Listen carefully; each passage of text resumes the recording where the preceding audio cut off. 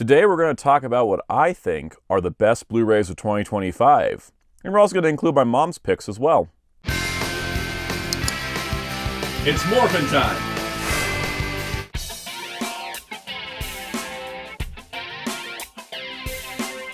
Hello, this is Soundout here, and on today's video we're talking about the best Blu-rays of 2025. The way this is going to be done is that I took the categories that are used for the home video awards that the AV Club does, and I decided to just fill out a ballot myself, and I also had my mom fill out a ballot of what she thought were the best releases in each of those categories. That way we could have a little bit wider of a spread, though there may be some overlapping. Some of these releases are just that good. So we're going to be going through each category. I'll go through my pick, my mom's pick, why we pick those over any others.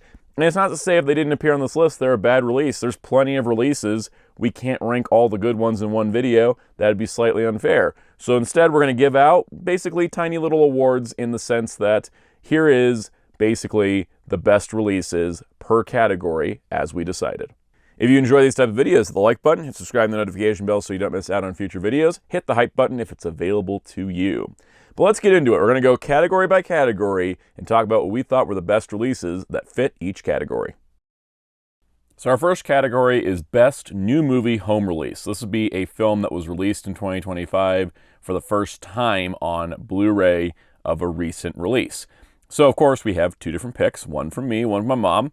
I picked Sinners, which is not a huge surprise. I love this movie. But the reason I picked this release as being the best new movie release was because of the expanding aspect ratio. There's a lot of movies that will do really cool stuff with expanding aspect ratios in IMAX. They'll have really cool IMAX shots. And not all of them carry forward to the home video. I know Disney's been locking a bunch of them to Disney Plus, frustratingly. So having that in there is great, as well as just a plethora of really cool bonus features and overall great presentation. My mom's choice was Wicked because she enjoyed watching the bonus features of this film, particularly the fact that it had two different commentary tracks, in addition to the sing-along version of the film included as well. Having a complete package like that, especially for a newer film, is not super common. So both of these releases, I think, are excellent picks in this category. So for Best Catalog Movie, we're looking for a movie release of a film that is older than the current release. It's something in a back catalog that's got a new release. So my choice here was the Criterion release of The Wiz. This is an excellent film, and it was deserving of a really nice high-quality release, and Criterion finally delivered that to us this year, and I'm so happy with how this release turned out. Everything is great, from the presentation to the bonus features to the visual package look. Excellent stuff all around. And my mom's pick was The Curse of Frankenstein 4K from Warner Archive and Hammer Films. This is just an excellent release top to bottom. You're bringing back a classic film, newly restored in 4K, multiple discs with multiple layers of bonus features, hours and hours of content, and a brand new packaging artwork that looks gorgeous. It's an excellent release overall. There was definitely plenty of other great catalog titles. 2025 was essentially like the year of catalog 4Ks because there was just so many classic movies coming back out again in their best format yet, and these two are definitely the highlights for each of us. So for Best Box Set, I chose, of course, the Teenage Mutant Ninja Turtles trilogy from Arrow Video. This is what I've looked for so long in a Ninja Turtles movie release for the original trilogy.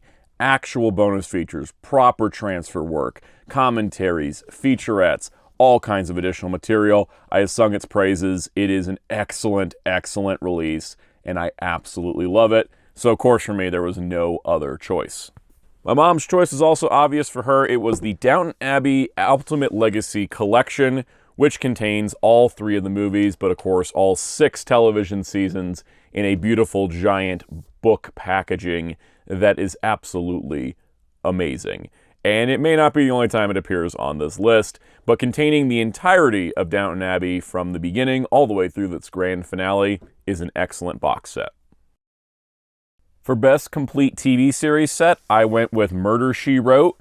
First of all, the audacity that Universal put out the entire thing on Blu-ray for the first time as a complete set that not only contains all 12 seasons, all the TV movies, but also the Magnum PI crossover, in addition to all the bonus features that existed on previous releases, in a beautiful box. For me, this was the best TV complete series release because it's the complete series. There's absolutely nothing missing from this, and that I think is definitely worthy of praise. For my mom, her choice was Emergency, the complete series. This is also similarly complete and also from Universal. It's the entire series, plus the TV movies, plus the crossover episode with Adam 12. So once again, a complete set that is a massive upgrade over its DVDs. The DVDs are disgusting for how old they are, and the Blu-ray is an absolute upgrade on that. So these two sets, Universal TV division was just cooking out so much good stuff in 2025, and these are two of their best releases,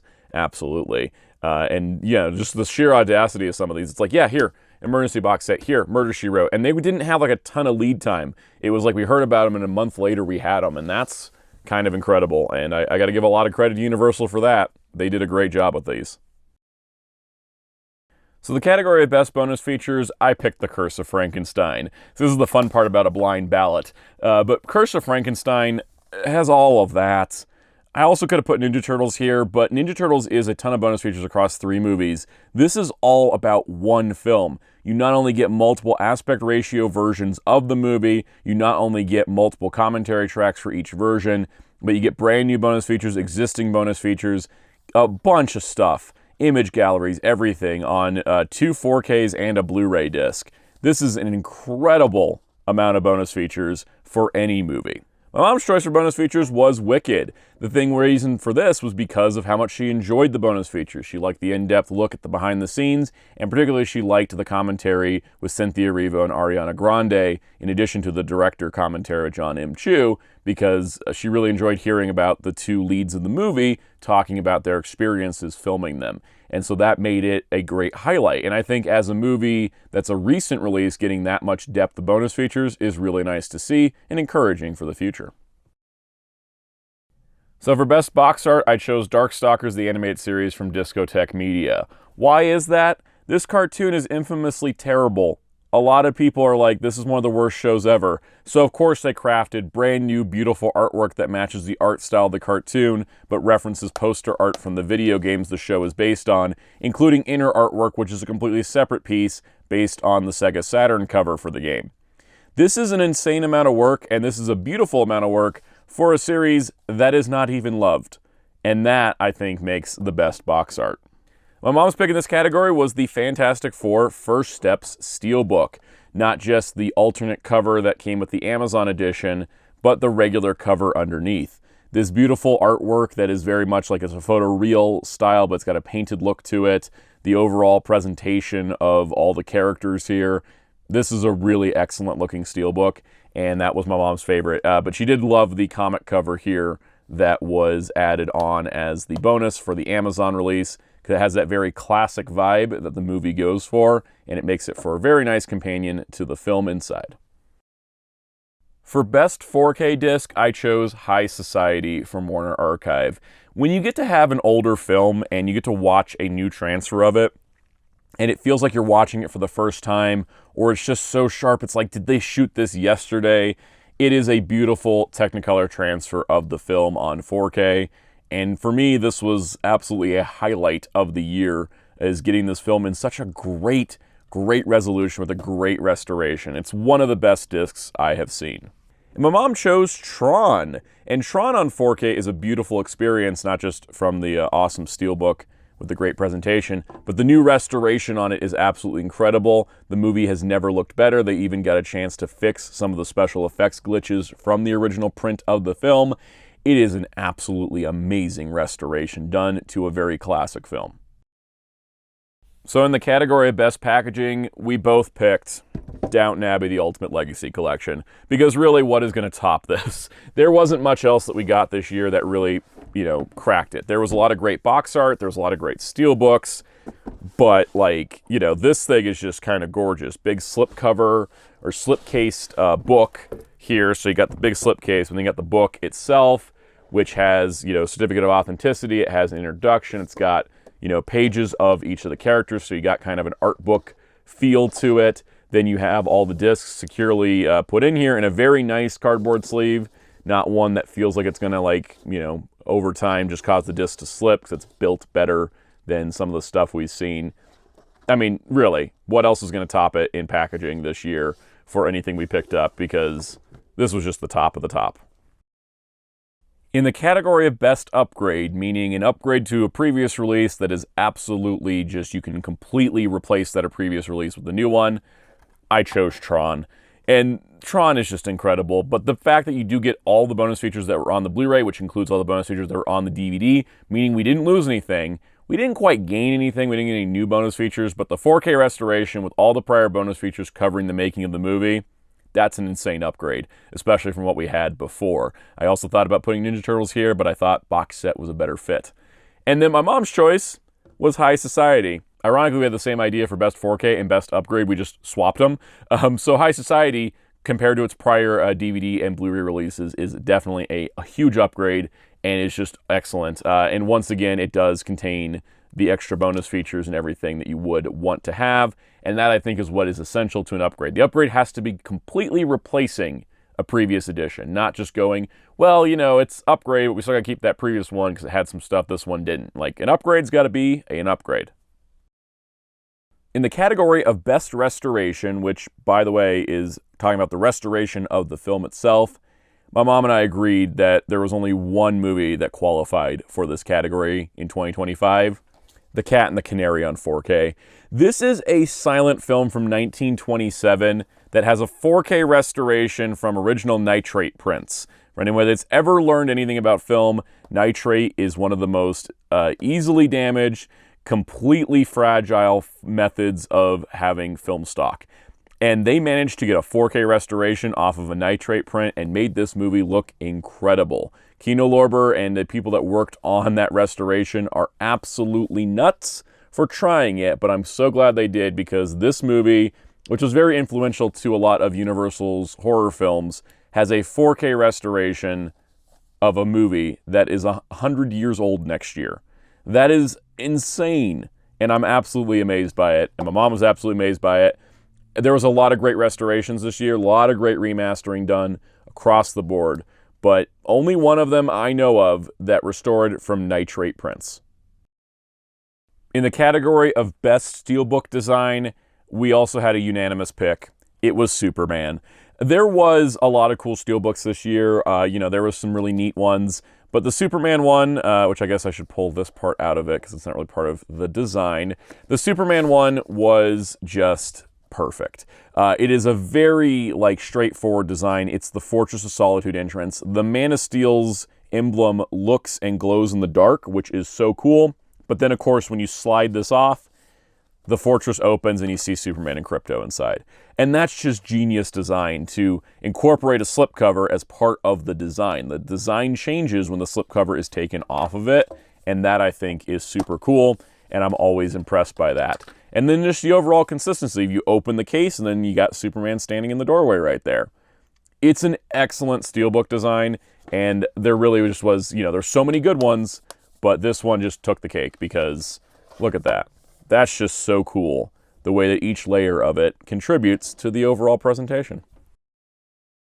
In our final category, Best Audio and Visual Quality.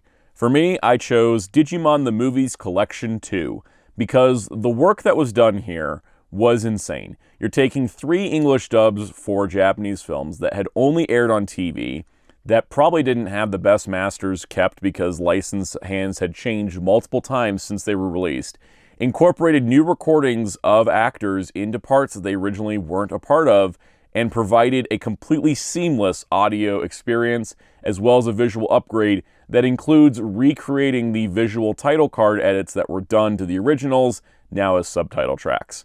For me, this was an absolutely astounding release in terms of video and audio quality, and it was done through something I can only describe as pure magic. Now, my mom's choice on this was the complete Cheyenne. Cheyenne's complete release from Warner Archive is the entire series. This is a black and white Western, and it looks and sounds amazing. It even includes all kinds of different things in it, promotional bumpers and sponsorships and stuff. They went back to the film stock on this, and it looks amazing, especially for a show of its age. And that adds to a really solid release and caps off the year in our look at the best releases. So that is the best Blu-rays of 2025 decided by me and my mom.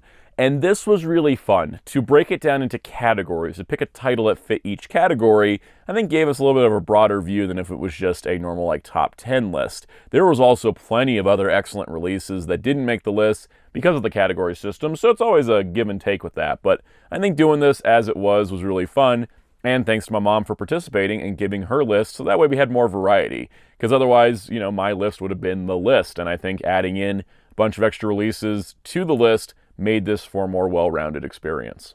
So if you enjoyed this, be sure to hit the like button, hit subscribe and the notification bell so you don't miss out on future videos, hit the comments down below, and hit the hype button while you're down there if it's available to you. If you'd like to continue the conversation, you can join our Discord server in the link below. If you want to help support the channel directly and get perks like early access to videos and special shoutouts, you can join as a channel member. Let's give some special shoutouts to some of our channel members. Special shout out to all of our channel members, including Maliyoshi Daltonaka, Kubo Plays, Jay, Lance Meyerson, Data User 1, Nathan Strope, Gokai Gamer, Matthew R, Andrew Matthias, and KMAC. Thank you all for your support, viewers and channel members alike. If you so wish, you can find me on social media on Blue Sky and Letterboxd at Soundout12. You can also find my wonderful graphic designer on social media and Discord at DarkClaw643. Plus, you can find Hero Club at HeroClub.com for interviews and more. And until next time, this is Soundout saying, here's to 2026 having just as many good Blu-rays or even more.